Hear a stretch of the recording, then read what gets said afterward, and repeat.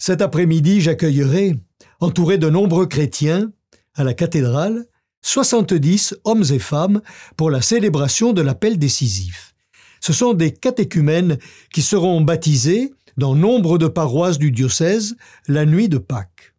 Au seuil du carême, comme pour une dernière étape spirituelle, l'Église les appelle à entrer en vie avec le Christ, pour recevoir les sacrements de l'initiation chrétienne, le baptême, la confirmation et l'Eucharistie. Beaucoup ont traversé des déserts dans leur vie. Le choix de Dieu s'est imposé comme source pour donner sens à leur existence. La figure de Jésus, le Christ, peu à peu, s'est dévoilée à eux. Il n'est pas un Dieu impersonnel, mais le Dieu vivant qui les a pris par la main. Conduit par l'Esprit, Jésus passe par le désert, 40 jours, le temps de l'épreuve avant la mission, le temps du choix. Au baptême, il a été révélé comme le Fils bien-aimé du Père, celui qui est le chemin, la vérité, la vie, est tenté par le diable. La tentation est au rendez-vous de toute vie humaine, c'est notre expérience.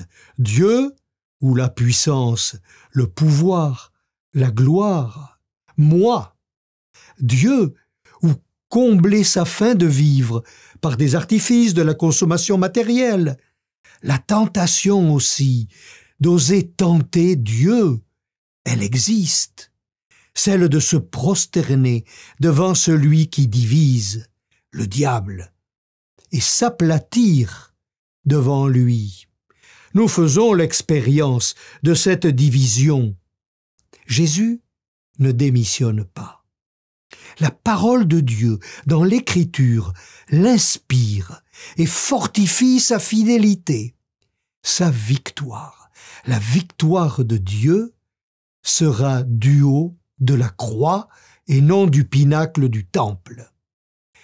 Osons pendant ce carême résister à ce qui nous éparpille, nous divise, nous affaiblit dans notre relation à Dieu, aux autres et à nous-mêmes. Par la prière, par le jeûne, par l'attention à l'autre, osons résister. L'Esprit est notre force. À nous aussi, il nous conduit.